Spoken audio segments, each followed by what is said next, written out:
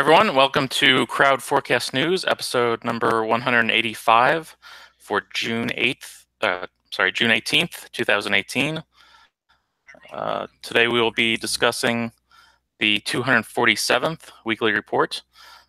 So you should be seeing that on your screen while I'm talking right now, but if you haven't had a chance to take a look at it, you can go to timingresearch.com and you can download the full PDF or view it.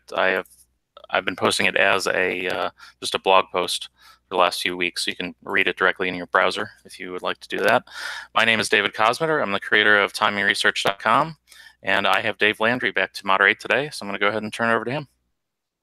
Thank you, David Kosmider, and thanks to Timing Research and Crowd Forecast News for having me back once again. It's always fun to be here. In no particular order, other than the order you logged in, we'll go to you first, Simon. Tell us a little bit about yourself, Simon Klein of TradeSmartForex.com, for those of us who don't know you, and a little bit about your trading. Your floor, Simon. Okay, we can go back. Very nice to be back here again, David. And David, great for hosting this. And I've been trading since probably around 19. Was it? I started in the industry in 1996, working at Credit Suisse in London and then New York. And then I started my own trading career in 2005. Yeah, so it was about quite a number of years ago now, over 10 years ago. Yeah. And over the years, I've traded professionally in both retail, and I set up a business called TradeSmart, and the website's TradeSmartForex.com. And the idea was to be able to take people from novice trader to professional trader by teaching them what they needed to know in order to become a successful trader. Now, I was just talking to David beforehand, and unfortunately, a lot of what you need to know is not what we call the sexiest thing, is not what really sells, yeah? But it's really what you need to know. If you go by, what talks to you from a sales perspective, what really sells, and that's most often than not going to help you become successful. You need to, I always say, to become successful in life, and especially in trading, you have to do what the majority of people are not willing to do. You have to really get down and do the work that you need to do. And it is, it may seem like a chore, but you're not going to get the results. You're not going to succeed without doing it. Basically, that's the bottom line. There's no shortcut to that. You have to do it. And teaching people about that part of the trading business, most people are not interested. They're interested in these sexy algorithms and, I don't know, the next latest thing. And really, that's not the crux of anything. That's not, I work with some of the top quant people in the world in Credit Suisse on the trading floor. A whole bunch of people that are coming up with the most creative algorithms that are going to trade the market, and they're constantly working on it and constantly changing it. And, and it sounds very great, but again, that's not what's going to work in the long term, in the long haul for you. Yeah. You don't, most retail traders do not have those things, those resources that they have in investment banks and in the banking and the professional trading arena. So what TradeSmart does is take you again from beginning trader, teaching you how to read the market, the fundamentals of price action, of how to actually read the charts. No sexy indicators, just how to read the bars, the charts. And then we teach you how to run a successful trading business, as in all the framework and the steps you need to go through step by step on a day by day, week by week, year by year basis in order to develop yourself as a successful trader. And I guess we also have a trading room where we show you how to do that live on a day by day basis. And we prepare to trade, because preparation equals confidence, before we trade every single day. And at the beginning of the week, we prepare and we go through a session where we actually set up everything for the coming week. So that's what we're in for. We're in to teach people how to do it the right way and take them step by step, hold their hand through the learning curve and be there for them every step of the way. So yeah, amen. I actually was trying to multi-process while you were talking because I wanted to find a quote. It's from William Eckert. And he said the success rate of trades is the least important performance statistic and may even be inversely related to performance. The market lulls you into a false sense of security of high success rate techniques, which often lose disastrously in the long run. The general idea is what works most of the time is nearly the opposite of what works in the long run. So basically, that's the easy thing is trade a little system that's highly accurate, and you make a little bit of money here and there. And a lot of people get very excited about that, but in the long run, that's probably the worst thing you could possibly do. Just kind of trying to dovetail onto some of the things you said. One of the problems with the show, one of the complaints, I should say, is that we don't have enough controversy. And it looks like Simon and I are on the same page again. So good words there. Neil, let's hop over to you. Neil Batho of TraderReview.com. For those of us, Neil's been on the show about 24 times, maybe even more. But good to see you back again, Neil. For those of us who don't know you, tell us a little bit about your trading and yourself, and a little bit about TraderReview.com. Okay, thanks, David. Thanks for having me. Trader Review is a company that I started a few years after I was a broker at a big firm, and my main methodology is point and figure charting, which are those X's and O's that a lot of traders don't know how to read. But you should know how to read them because it's a fantastic methodology. I learned it as when I did a seminar. I'm so used to saying the word webinar because no one actually does seminars anymore. When I did a cold call for a seminar from some guys in the office, and I brought some clients there that they eventually got because I quit being a broker, but I still remembered the methodology. In a couple of years afterward, I taught it to myself. I used what I learned in the business. I write reports called What Your Broker Doesn't Want You to Know, which is a pretty fun report, what we learn in our training, and that we're trained to gather assets. The only thing that we were taught is gather assets and just worry about what to do with it later. And so now I have a system where I use point and figure charting. I combine it with the Ichimoku Cloud as well, and I send out a pretty tight-knit portfolio of stock and option picks to subscribers. Yeah, Neil, I quote you often on that asset gathering thing, and I'm helping some family go through some affairs, and I'm trying to explain to everybody, these guys are asset gatherers, and we're just going to have to understand that, going in. But yeah, absolutely. I love the way you put that, and it was cool that you saw the light and was able to come away from the dark side, I guess, so to speak. Yeah, it's a pretty funny story. Like, a lot of people don't know that on your business card of a broker, it'll say something like investment executive. We were sort of the first generation that weren't actually called stockbrokers, so we were investment executives. So we're brokers. But then you have you'll see vice president of investments. You'll see president of investments. Maybe there's a bigger one of investments, and the only thing that title means is how much money you bring into the firm. Oh my goodness. Has nothing to do with who you are in the firm. So it's kind of funny. Yeah, interesting stuff. For those of you who don't know me, my name's Dave Landry of DaveLandry.com. Couple things as far as my approach. Of course, I've gone through the Grail hunt like I think we all do at some point in time, and I try to tell people not to go through it, but we seem to all have to put on 100 different indicators and try 100 different things and arcane methodologies, etc. But it seems to me that the real enlightenment comes when you begin to peel those indicators off and you just look at a blank chart. And other than the occasional moving average, I don't use any indicators whatsoever. I do strongly believe in keeping things simple. I also believe that you can only predict with any degree of accuracy the short term when it comes to markets. Unfortunately, the real money is in the longer term trading. And on the short term, you're going to be more accurate, but something bad could still happen. So I take a hybrid approach with my money management where I take partial profits and then I allow the stop to open up slowly to gradually hopefully capture, I know I just said hope, but hopefully capture a longer term move. And towards the end of the seminar, I'll give you a link to where you can download some information on this and get some videos and get you up and running for free. And you'll also get access to 3 of my books, all 3 of my books, I should say. Anyway, that's enough for now. Let's hop over to you, Simon. And the first question this week, first question every week, I guess, is what direction do you think the S&P 500 index will move from today's open to Friday's close? Okay, so again, I'm 50-50 on this one. And because of where it is in the supply-demand curve, we're kind of, well, I'll go through that in the next stage. So I'm going to say down and 50%. It could also be up 50% as well. I mean, it's basically the same thing. Up or down 50%. I'm 50%. I'm kind of indifferent where we are here at the moment.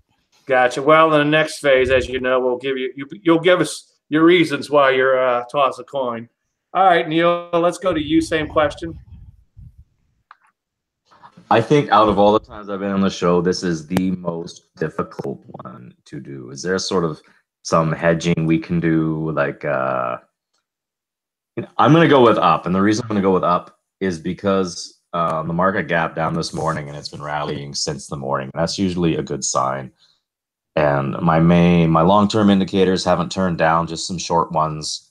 I'm going to go maybe only 55% to the upside. We're really not adding any new picks this week.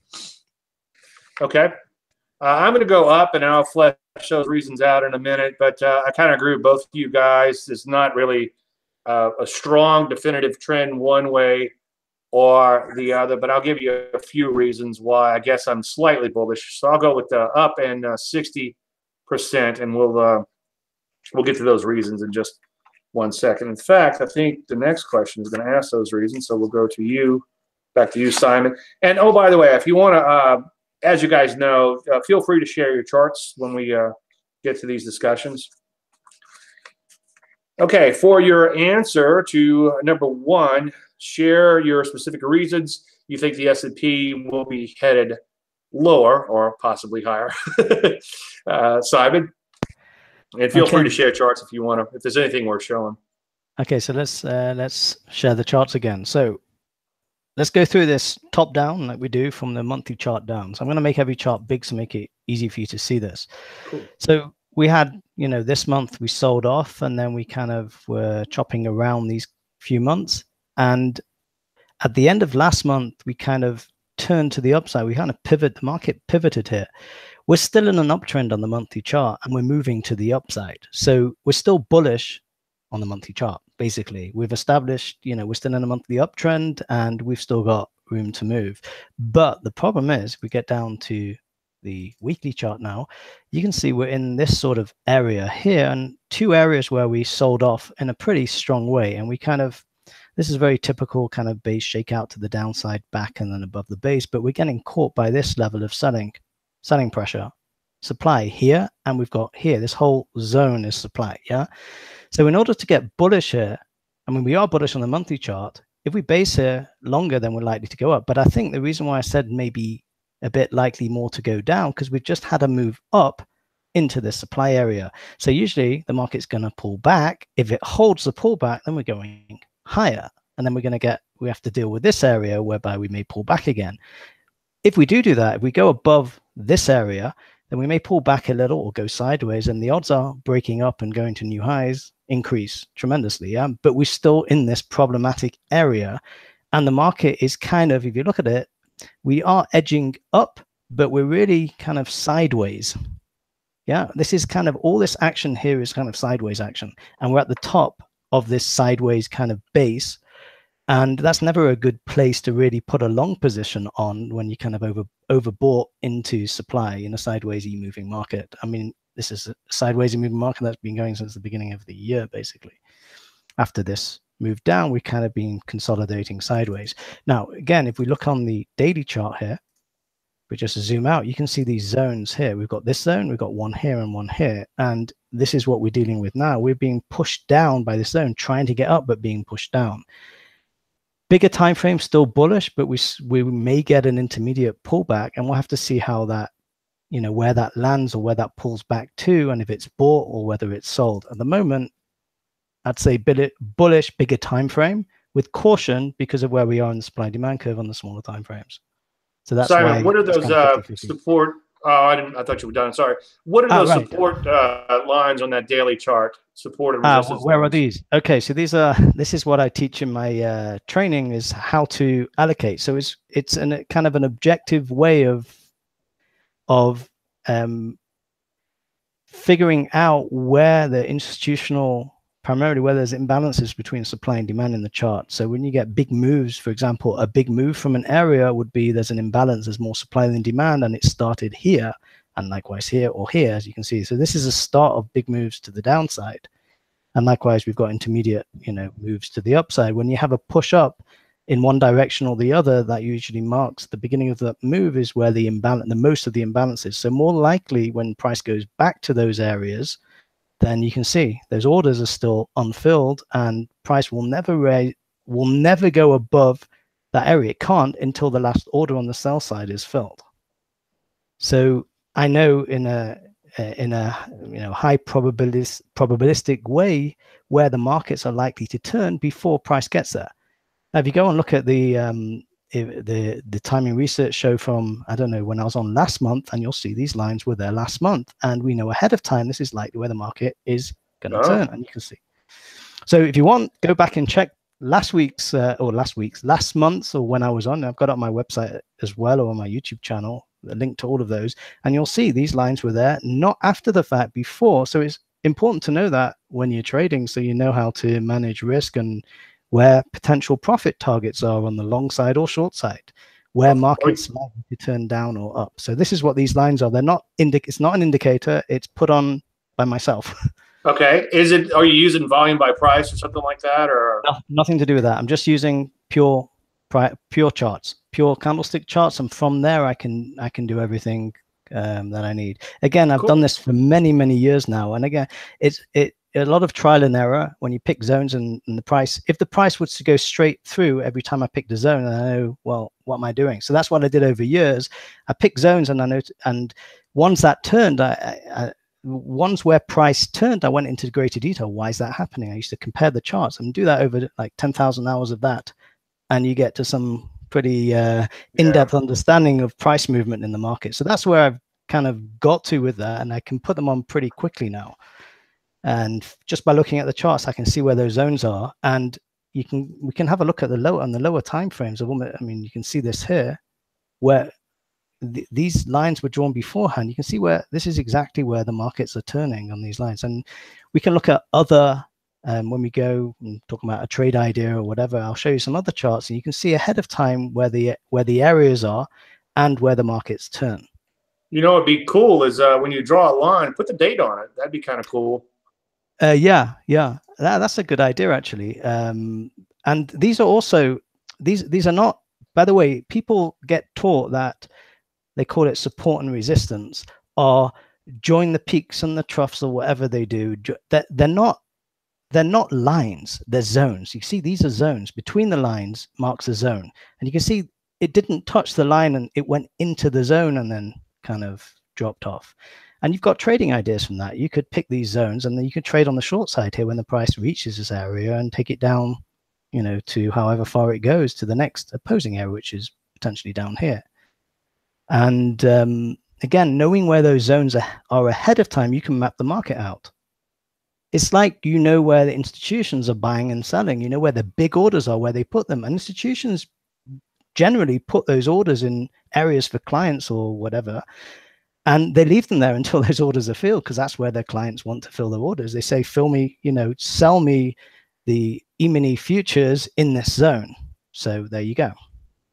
And they've still got orders left over, and they sit there until they're filled. Once they're gone, price will go through that area if there's enough momentum on the upside. Interesting. Yeah. I bet Neil's work would probably dovetail in with that, huh, Neil? You're Simon, by the way, your last time on the show was May 14th, episode number 182, and I just posted a link to that for everyone in the chat window if they want to see that. And you can go and have a look at the chart that I pulled up then, and you'll see this zone was probably there. If it's any time after March, then it's there. Cool. All right, Neil, let's go over to you. Any reasons for your prediction? I'll just go over the main indicator that I use here right now. Oh, wait a sec. I got to do the screen share.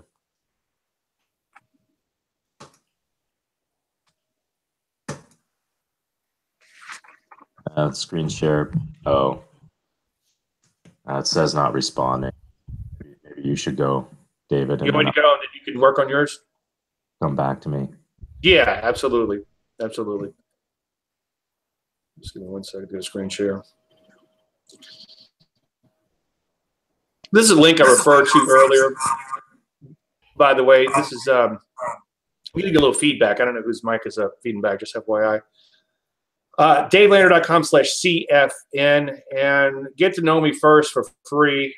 If you want to get, if you put your information in here, you'll get a $100 reusable promo code, which is good for all my products and my website. It's also reusable, so you can get all 3 of my books with that. And then I'll send you 4 videos that explain a lot about what I'm doing and why you should trade. So the basics, but the basics are very important. And as I said earlier, you find yourself coming back to those basics once you begin to realize how markets actually work. Now, let's get back to the markets. As far as my prediction of the S&P going higher, but with a low probability, reason is a couple of things. First of all, we have moved higher as of late, as you can see, and that move has been a nice, persistent one. And persistency is something that's very important when it comes to markets, especially if you can get persistency for about a month or so. We only had a couple of weeks of persistency in here, but that's still enough to be worthwhile. And that just means that the market goes up day after day after day. And you could draw a line through nearly all of the bars when that happens. Mathematically, that's equivalent to linear regression. I think there's a linear regression trend line in here somewhere. And if you were to draw that same line, it would probably go dovetail or just sit right on top of it, as you can see. Anyway, we've had a nice little move higher. Again, I don't really use that many indicators. One thing I do like, though, is occasional moving average. And one of the most simplest indicators of all is what I call Dave Light, or daylight, as it was formerly known. And that's simply when the low is greater than the moving average. And if you go back in time, especially if you look at like a weekly chart, and I've done quite a few presentations on this, especially if you go on my YouTube channel, you can find quite a bit. But notice that we had Dave Light for years and years and years. We had one little kiss of the moving average. Market became a little questionable 2015 and 16, and we did short during that period. But since then, as you can see, we've had nice little daylight or Dave Light since. So longer term, as Simon was pointing out, we're still in an uptrend. Weekly, on a weekly basis, if you just look at that price, we've gone mostly sideways for quite a while. And then again, shorter term, we are above the moving average. So we've pulled back a little bit. We've had a nice run. It's kind of interesting. We all kind of come to the same place with different indicators or just by looking at things or experience.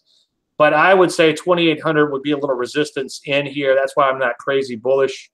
I know we're just talking about the S&P 500, but let's take a look at the NASDAQ. Slightly different story there. As you can see, we broke out to new highs, and so far it's been a persistent move, and we're just kind of pulling back. So I'm much more bullish on the NASDAQ than the S&P. And then let's take a look at the Russell 2000. I like to look at those 3 indices mostly in here, and I just use the IWM, keep it simple. But you could see it's been fairly persistent. It's moved higher. It has nice daylight above the 50-day moving average. And if you back the chart out a little bit, we did break out to new highs. And for months and months, my people heard me complain that we need to get past these old highs with vigor. And now we finally have seen that happen. So a lot more bullish on the Russell 2000, a little bit more bullish on the NASDAQ than the S&P 500. And for now, S&P 500, slightly bullish to the upside, but intermediate term, we are kind of wide and loose and sideways. I feel a heck of a lot better once we got to new highs, and hopefully, I know you're not supposed to use the word hope, but hopefully stayed there. Okay.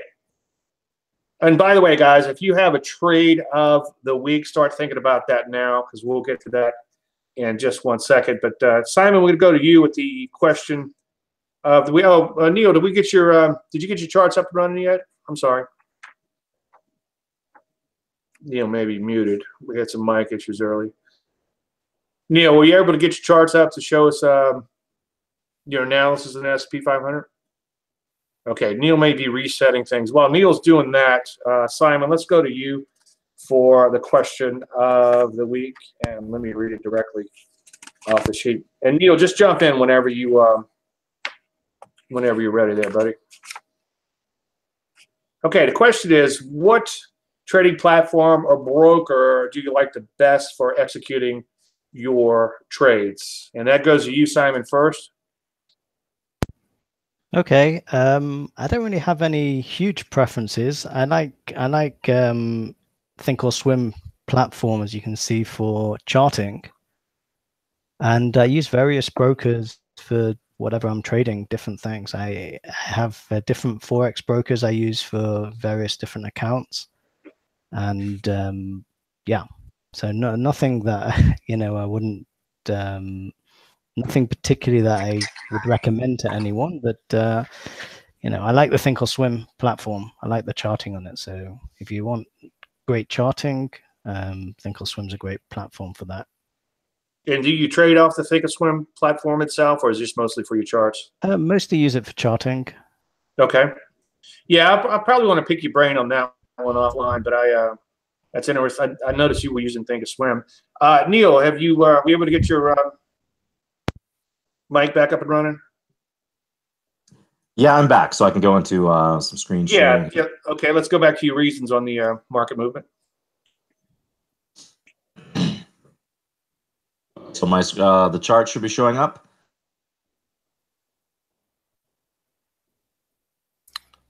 Yeah, yes. I can see it. Okay, so what this is this is actually point and figure methodology. There's a scale at the bottom. It's really from 0 to 100, but it just whatever the chart is in, that's what it will show. So this is a chart of percent of stocks in the S&P 500 that are on near-term buy signals on point and figures. So really, what percent of the stocks in the index actually have at least a decent short-term chart? It's not going to be a positive trend chart, but what it's going to be is it's going to be a near-term breakout. So it's not going to be, a really bad chart. And so what you can see here is it has not showed any significant downturn. And the way it would look on point and figure, which is really the way it's supposed to be read, is type this in here. These X's and O's. And really, once this gets above 70%, that's sort of the threshold where it can hang out for a long time above 70. And then when it goes below 70, that's when you really got to sell off. And if you go back in time and you look at the times it sold off from above 70 to below 70, is basically every single major crash history that exact scenario happened. It was above 70%, it goes below 70%.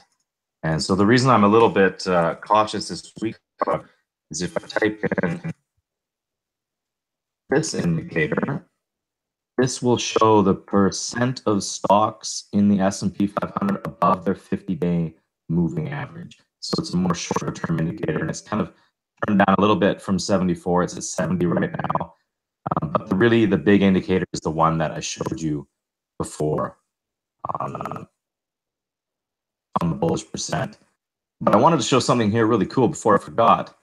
Can everyone see this yield curve here? Yeah. Yeah, okay. So with the Fed raising rates here, typically a lot of bear markets will start when the yield curve will get inverted. So you have the short-term rates and the long-term rates. And if you look over here on the right-hand side, it goes all the way back to the year 2000. So for all of us trading back then, all I have to do is at the early 2000s, you can see how it's a nice sloping yield curve, sort of for the most part. And then they start raising rates because they think the economy is getting overheated. And then what do you know? Right around here, March 2000, inverted yield curve, and then you get this big crash in the market. And then the Fed, like it always does, says, oh my God, we have to save the market, so they'll dramatically reduce rates. And then you have this huge upward sloping curve, just massively upward sloping like this, and then you have this massive bull market that lasts several years. And then Bernanke, who thought he was brilliant, said, oh my God, the market's getting overheated, I got to raise rates. He inverts the yield curve again. And well, here he did, and then he kind of started lowering rates a little bit too late, and then we had the big crash, and then again, look at this yield curve here. But then as we go on, this is something that we have to look at all the time, and as you can see, it's becoming more and more shallow.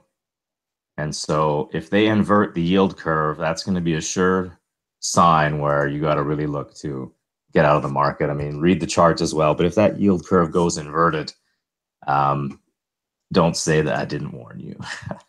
There's always something to worry about, huh? Jeez. Thanks, Neil. Neil, while we have you, the question of the week is, what trading platform or broker do you like best for executing your trades? I like Interactive Brokers because I like the Java-based system. And I use my own systems for all the charting and everything like that. So I don't need to have a whole big system where it's all integrated in there. And you can do some really complicated orders on Interactive Brokers. You can do a one cancels other order. So if your target is reached, then the stop will be canceled. So you'll put both orders in at the same time, your target and your stop. You could do a target and a trailing stop, whatever you want, pretty much, and it will cancel the other. So that's pretty good. I don't know if the other systems can do that as well. Maybe they can. But I like it for that. And it's also really, really cheap. That's cool. But I guess there's Robinhood now. Has anyone used that where you can trade for free, but only on your phone? Anyone heard of that? It's phone only. Okay. Yeah, my nephew was trying to get me into that or something because he got a free share of stock or something if I signed up for something. I forget how it works, but yeah, thought that was kind of interesting. Okay, Neil, I don't know if you checked out or not, but go ahead. I'm done. Okay, good, cool. As far as execution, when it comes to my stuff, I could use a browser-based broker, and it's fine. I mean, I can get a fill back in half a second or whatever. So I'm not that crucial with the actual execution. In fact, I would rather just get my trade in and not sit there and try to micromanage it through a level 2 or whatever type of screen. I know some people who are doing more of a scalping type of methodology. And if you look at their returns, they're very small returns on each trade. If you take out their execution, if they get a little sloppy or you try to do it on whatever other platform, it may not actually work. It would actually be negative. So I don't want to depend upon a methodology that requires precise execution. Either I want in or out. And the second time, it is not that important. Charles Schwab, I've had a Schwab account for years. It's worked fine. For me, I'm actually a affiliate of Interactive Brokers. I agree with Neil on them. I'm also right now looking into Thinkorswim. That's why I had those questions for Simon earlier, and we'll probably continue this conversation. I'm looking for platforms just to do multiple markets. As far as outside of stocks, I have multiple futures account. It seems like whatever broker I have gets bought out once a year or so. So it's probably not going to do any good for me to tell you who I'm using there. But if you wanted to email me and discuss it, that's fine. Futures are not my bread and butter, or Forex is not my bread and butter. It's something I sort of do on the side. I'm more interested in stocks, but every now and then Forex can make an inefficient move. As far as charting, I use 2 packages. I use Telechart, which is very reasonable.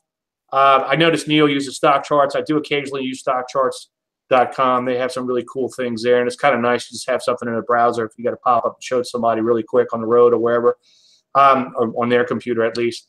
I also use Metastock, and Metastock in their latest version just released my scans and indicators. There's not that many indicators, as I mentioned earlier, but the scans and my patterns, I think they call them explorations, to be more precise, an expert advisor. So I'm pretty excited about that. So I use a couple of packages here, nothing rocket science, because mostly I use blank charts, and execution is really not that crucial. I notice they've got quite a few majors listed here: Fidelity, Schwab, Interactive Brokers, E-Trade, Thinkorswim. So I think any of those are fine, at least for what I'm doing. If you're going to implement some sort of quantitative scalping or something, then you're on your own. But just for somebody looking to place orders, I think all these brokers are pretty much the same. Years ago, the playing field was not leveled. You had abysmal fills from some of these brokers, not these mentioned here, but some of the smaller brokers that were coming on the scene. But nowadays, I think the playing field has been leveled. So I wouldn't really get too caught up in that. Like Simon said, he likes the charts of Thinkorswim. They work for him, so that might be the way to go if that's what you need. an all-in-one type of thing. But I do like to keep one more thing, and I swear I'm almost done. I do like to keep my charts separate from my actual brokerage because I'm able to do my analysis there and then hop in and do the execution. But if you need it all in one platform, I'm sure that's fine. Depends on what you're doing because I'm looking at a couple thousand stocks every night. So I need something that I can pull up charts very quickly as opposed to something that's built into a broker package or whatever. Anyway, I think that pretty much sums it up. Simon, let's go back to you. Do you have a trade of the week you would like to share with us? And then Neil, start thinking about yours if you might have one. Okay, I don't really have a trade for the week, but I have something that's interesting at the moment that you may want to look at, more kind of long term. But there was opportunity on this one today, actually. And again, you can see the lines here. Now, something very interesting here. This is was kind of moving up, and we broke the up over actually by going below this bar. So weekly chart of oil futures. You can see we went below. Now look what happened here when we revisited that area for the first time. That's opportunity from here down, and you can see this on the lower time frame exactly here, which is what happened on, I think this was Friday. Is that Friday or was it whatever yesterday? Whatever yesterday was, Friday. Yep. And you see we moved back up into this supply zone, which was marked out ahead of time, and moved down. And where did we stop? We stopped, if we look to the left here, in this area where we moved up from, and we're bouncing up. Now, what's interesting about this is this. We're still pretty bullish on the monthly chart. This may just be a pullback that takes us to new highs in oil. But what we need to see is we need to see oil moving above this area. If we move above this area, then we may actually take out the highs. And if that's the case, we may see oil back at the 100. So again, this is a kind of a long-term, we were, I mean, if you go back and to my website and maybe one of the previous sessions, I think I also brought this up on the Timing Research show way back when down here when we were looking to go long oil. And this was the area with the lines, and this gave us a long signal, and you can see the massive move we had up from here and broke above all these areas. So this, again, we'll have to see whether this pullback is going to be, is this a top and we're going down, or this is just a pullback and we've got a nice tradable void all the way up to the 100 area again. So this is something that may be interesting to look at and the longer term. And again, today was not a bad entry into that idea. So even if the idea doesn't work, this is what I try to tell my traders all the time. You can take an idea, like the best entry for that idea, if this is going to be the end of the pullback, is getting in down here in this demand area, right down here. Even if it doesn't work, you're still going to be profitable on the trade. This is what, I mean, this is what you were talking about before, Dave, that you can actually, the way you manage a trade, again, it's not just about having a strategy. You need to know how to manage the trade in a way that you manage risk and lock in profit and be in a situation that no matter whether the trade works or not, you're still going to be profitable. It's obviously worked today, and you can be profitable on that trade and have a longer term position on that. If it were to continue to go, then you're still in the trade and you can make much more. And then you can start getting more into the trade and building your position again once it starts to prove itself. So again, this is an idea that you can look at, and it may have another move down actually, but at the moment, I think I can see this, you know, maybe moving slightly higher. As you can see, it contended with this supply area on the 1 hour chart and pushed above it. So now we're done with that. There's no more supply there. We're moving higher. We've still got to, you know, this creates a tradable void. Those big moves down into demand areas that bounce back up, much like when you get a ball and you throw it hard down at the ground, it's going to bounce. It's not going to go straight through the ground, not likely to.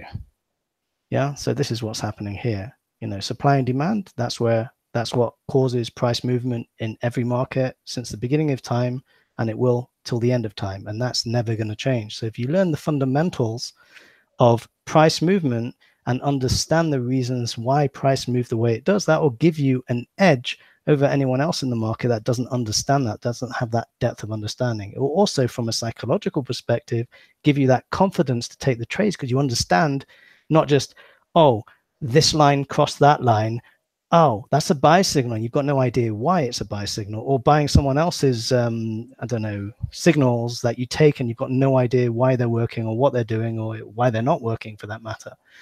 Here, if you trade, you understand the fundamental reasons behind what you're doing, And again, that's a huge advantage, number one, from reading the market, and number two, from the psychological side of trading, which many people have issues with. They have,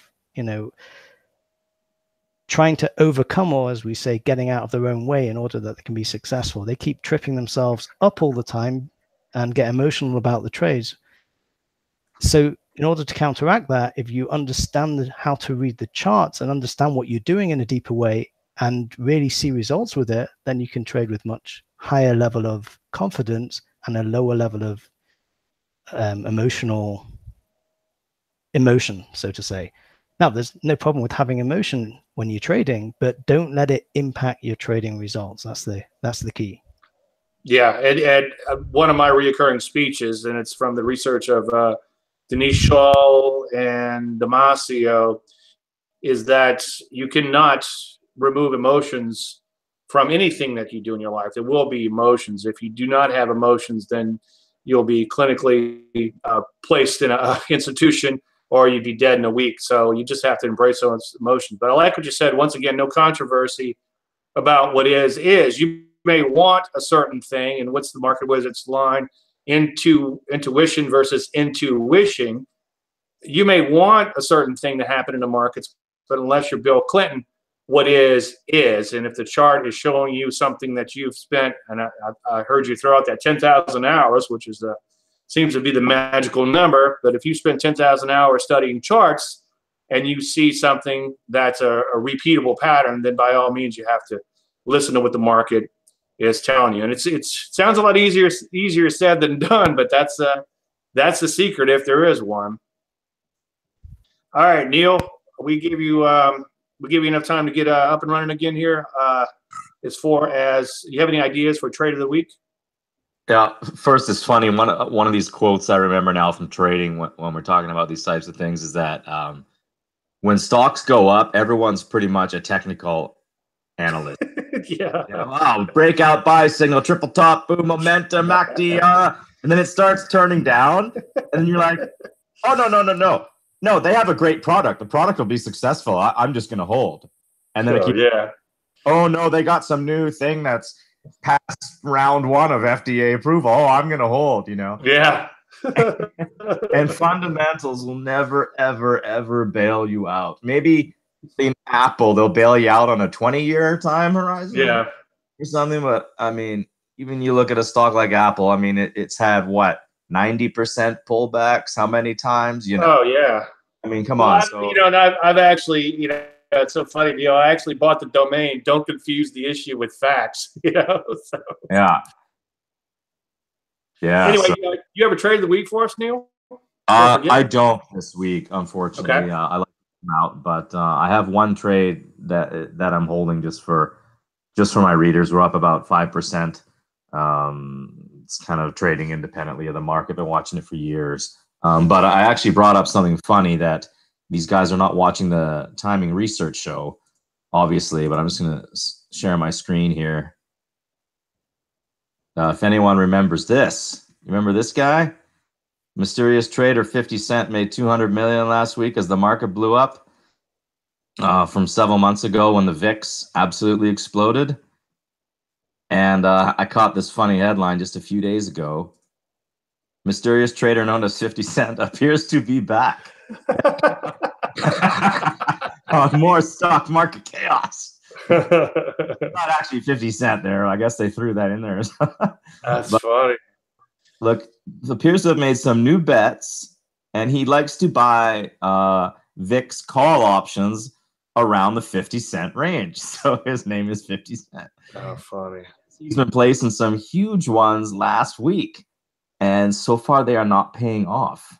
Oh. So I don't know what's going to happen to 50 Cent here, but unless the market crashes pretty hard this week and the volatility goes way up, 50 Cent's losing a lot of money. Yeah. Well, it's interesting, Neil. It's one of the things that I often talk about is there's a lot of one-hit wonders out there, and they're bragging to you about how much money they made. Yeah, dang, just quit.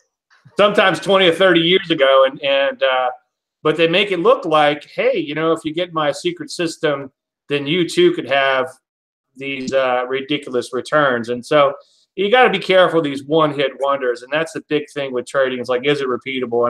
And you know, I'm going to have a love fest for both you and Neil, you and Simon here, but you know, what you guys are doing just makes a lot of sense. I don't necessarily trade exactly like that or incorporate everything you're doing, but you show me what you're doing, you can tell me why it works and how you've observed it, and I'm like, you know what, I get that, you know, and if that's what I wanted to do, I bet I could go out and be successful doing that. I have my own methodology, obviously, but I could tell that you guys have something that's absolutely repeatable. And so that's a big question I would just kind of warn everyone of when you're looking at when you're looking at your guru. You know, they may have parlayed some money 20 years ago and then had some impressive returns in 1999, but as Janet Jackson once said, you know, what have you done for me lately? All right. Well, I got one for you here, Dave. I was playing a poker go ahead. once, a couple. Well, it's not a stock pick, but it's just a story that kind of reminds me about trading. And this was also in the Market Wizards book. If anyone's read it, it's probably one of the best classic books on trading. And one of the traders, and now, okay, I'm not saying I do this with my service. I'm not gonna have a whole bunch of losers and then one big winner. But one of the traders in there said, if you're looking for a bottom, you could get stopped out, let's say 5 times in a row on very small stops. And then that 5th trade you make, it's going to go big, you know? And so it reminded me of a poker game I was in where I just kept getting bad hands, just bad hand. And I just, you know, I'm not very, so like ante up or whatever. And then I just fold every single time. So I'm losing a chip, at least 10 hands in a row. And then I get a hand. I think it was a royal flush. Oh my God. And the guy next to me, I kind of knew him, and he goes all in, and I'm like, oh, poor you. I go all in, and I don't know what he does. Well, he raised as much as he could. I go all in, and I'm kind of looking at him like, you're just gonna lose, because I know he's.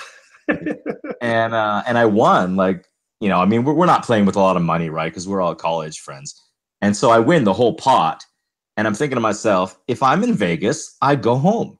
I just go home and I run fast to make sure no one's chasing me and knows where I am, you know?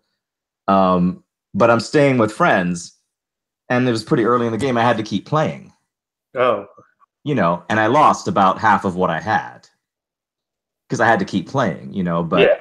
I think in the market sometimes, if you get an extraordinarily big gain, just quit. Just go home. Take the week off. Just don't trade anymore. You know, you get a 100%, 200% Forex winner because you leveraged 50 times.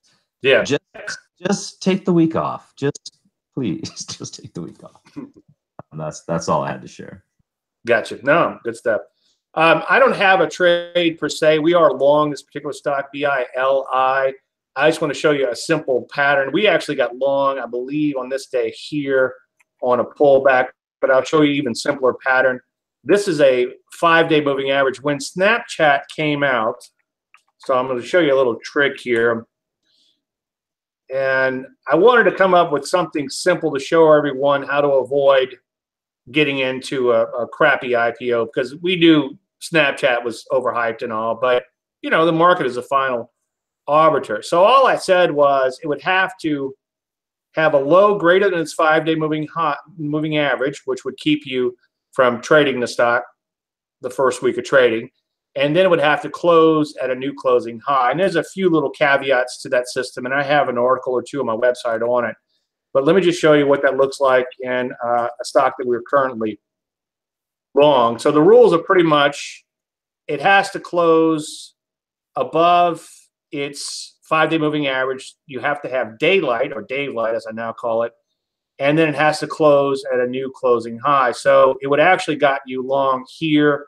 Right here would have been kind of tight. It wasn't a real obvious high, but on this particular day here, you can see it's an obvious closing high, and then you have that gap or daylight above the moving average. And if you could stomach it, maybe just trade fewer shares. I'm not a huge fan of breakouts, but this breakout characteristic has been working incredibly well in IPOs for quite a while. In fact, some of my IPO patterns my clients have taken and done really well with, to a point where they have quit my trading service because they're doing so well on their own. And I try to explain to them, just keep me on staff. And, you know, but anyway, long story endless. in that case, I have been a victim of my own success just with these little silly patterns. It always amazes me. But you can see right here, pretty obvious, low above the moving average. It's just a 5-day simple moving average, close at an all-time closing high. And if you have time, go through your IPOs when you get a chance. And not everyone, you will occasionally get a losing trade, but just go through some IPOs like HUYA. I think IQ is another one. And you can see this little pattern. I even have it marked in here. You can see where the low gap's above, then it closes a new closing high. And that's it. So no tip this week, but or no trade this week. But the tip would be look for a new closing high in IPOs with the low greater than the 5-day moving average, and go through your charts tonight, and you're going to be amazed at how well this silly little pattern works. And if you need more information, let me know. I have a whole course on IPOs, and this is actually a pattern that's not in the course just yet, but I plan on adding it in, and I'll be happy to give you all the rules on that particular thing for free. So anyway, that's my tip of the week and not a trade. Simon, let's go back to you. You have any closing thoughts about anything we discussed today, or anything else you want to tell us about TradeSmart4, the number 4x.com? Oh, hi, David. So one thing I'll say that may be a little tip to help people, and again, this is from the New Market Wizards book, Conversations with America's Top Traders. And this is a book that I read a number of times by Jack Schwager. And this is one of the things that should help everyone with discipline, because again, discipline and patience is very important. And again, this is how we trade every day. We don't take trades just for the sake of being in a trade. Again, that's beginners, novice trading. We want to take trades that match our plans. And the quote here is, he brings a quote from James Rogers, and he goes, "I just wait until there is money lying in the corner, and all I have to do is go over there and pick it up. I do nothing in the meantime." So that's a quote from Jimmy Rogers, as in, don't take any trades unless you can't stand the thought of not taking them.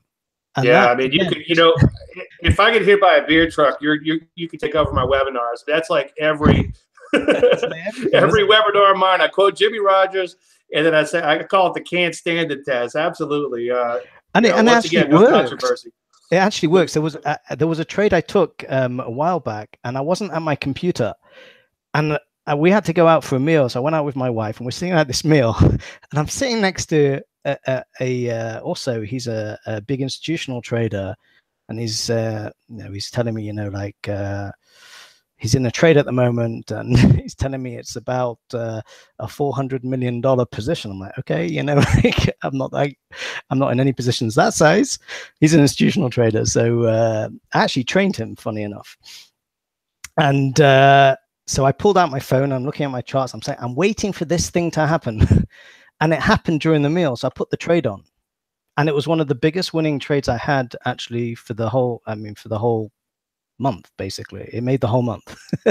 And one trade that I took, and he goes, "Oh, I like those charts." He says to me, so this was a trade that I could not stand the thought of not taking. I was actually watching it from an hour by hour basis for it to set up. I just couldn't miss that trade. It was such a good trade. And then I spoke to Mike, who helps me run the trading room that we do, and he took the trade as well. So I think he was at his machine, so at his computer, and I took it from my phone, and I just took it. And once this is something very important as well. If you're following your plan and your plan works, and you take a trade, you're calm and you relax, you're confident. It doesn't matter if it goes against you. It did go against me initially. Yeah. So what? But if you take a trade that's not in your trading plan and it starts to go against you, you start feeling nervous. You got that, those novice kind of emotional turbulence going on inside, and you're like, oh, I've got to get out, and you do all the wrong things. Yeah, as we talked about earlier, with every decision comes stress, and the more unnecessary decisions that you begin to make, the worse off you're going to be, and the more observations when you're just not following that plan, the harder it becomes. So yeah, amen to that. Yeah, so that's what I wanted to share with you. And also, if you just look at the screen, I'm just showing my screen. If anyone wants to learn the steps that you need to go through in order to build a profitable trading strategy, you can go to my website, tradesmart4x.com, and just put your name and email address in here. And again, if you're in Europe or whatever, you have GDPR things to agree to. You don't have them here because I'm not in Europe. And then you will get access to a video of around 15 minutes that will teach you what goes into building a profitable trading strategy, what the steps that go into it. Very brief, very succinct, but what you need to know. So if you don't know how to do that, then go and watch that video, and you'll know after that, or you'll have a much better idea of how to do that. And this goes on to another thing that's very important, is that when you're trading, you must trade your own trading plan. Even if you take ideas from other people, you take someone else's trading strategy, for example, and you're trading it, make it your own. Own it. It's yours. Now trade it. You can't be successful trading someone else's thing directly without making it your own first. That's another little tip I'll give everyone who's watching. Yeah, this. I had a big mistake early on. I was going through a drawdown both monetarily and psychologically, and I decided mistake number one was to change systems. Mistake number two was to trade someone else's system, and I felt like, well, if I lose, it's not my fault because I'm trading somebody else's system. But I learned pretty quickly that that's a recipe for absolute disaster. So good points on that. Make it your own, and like I tell everyone, just keep me on staff. Here's a methodology. Keep me on staff to help you make that methodology work better. All right, Neil, any closing thoughts or anything else you want to tell us about TraderReview.com? Yeah, sure. I think one of the big problems that people have in trading is too big a position size and too close a stop. And you just get stopped out over and over again, and the trade actually goes in the direction that you want, but you're losing money even though you made 3 trades because your position size is too big and you just keep getting stopped out. So stop doing that, please. And if you have only 10, 15% in the trade, 5%, you're still going to make money, and you got to leave some leeway there. And another one I had here is so this is just the Ichimoku cloud. It's not best indicator in consolidation, but as it breaks through the cloud here, it's technically in a new positive trend. And one of the rules of thumb is to ignore the first sell signal in a positive trend. And that would be right about here. And that's where the stop hunters are. The market makers are stop hunting. Everybody's stop hunting you. And it's just so obvious a rookie sell signal would be right here on a breakdown, and you'll get stop hunted, you're out, and then you're back in. So typically just always avoid that first sell signal in a positive trend. Yeah, again, no controversy here, but I like what you said about too big a share size, too tight a stop. I actually wrote an article probably in 2000. I'm dating myself on the myth of tight stops, and it really is it is a myth. You have to give a market as much room as it needs, and there's not enough time to go into it. But there's a popular methodology out there that uses a fixed stop, which is really a really bad idea. It's like saying we should all wear a medium-sized shirt, something my fat ass hasn't done in probably 40 years. Anyway, before I digress too far, getting back to your point about too tight a stop, I have quote unquote fixed a lot of people who have called me up and said, Dave, I'm getting stopped out like 20 times in a row. It's like, well, is your stock picking as good as it can be? And it's like, yeah, I've been working hard. And we look at some of the trades, and the bottom line is their stops are just too tight. They're not allowing that market room to breathe along the way. And if you go back and look at some of the greatest trends that they ever were, you'll notice that there were some pretty serious corrections throughout. So if you're going to try to hold on to a trade, you're going to have to give it some room. So once again, no controversy here. My name is Dave Landry, again, from DaveLandry.com. If you want to get a promo code and my 3 books for free, you can go to DaveLandry.com/CFN, Crowd Forecast News, just abbreviated CFN. Put your information in, and then you'll get that information shortly. Again, I believe in keeping things simple.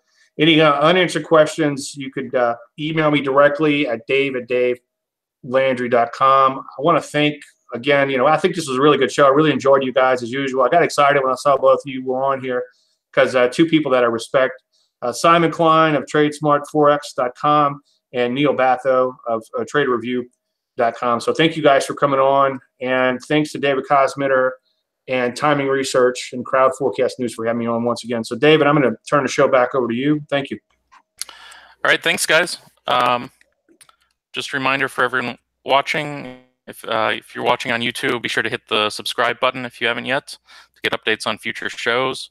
You can also now subscribe to all of the Timing Research shows as podcasts through iTunes, Stitcher, Podbean, or wherever else you might listen to podcasts. Also, you can go to timingresearch.com to get access to any of the past reports or any of the past show video archives there. And be sure to join us tomorrow, June 19th, 4:30 p.m. Eastern Time for Analyze Your Trade, episode number 39. Jim Kenny, Todd Mitchell, and Dean Jenkins will be on that episode. And you can always go to timingresearch.com/live to get access to the live video feeds. And just want to thank my guests again for this week: Simon Klein of TradeSmartForex.com, Neil Batho of TraderReview.net, and Dave Landry of DaveLandry.com. Thanks, guys. Thank you. Thank you.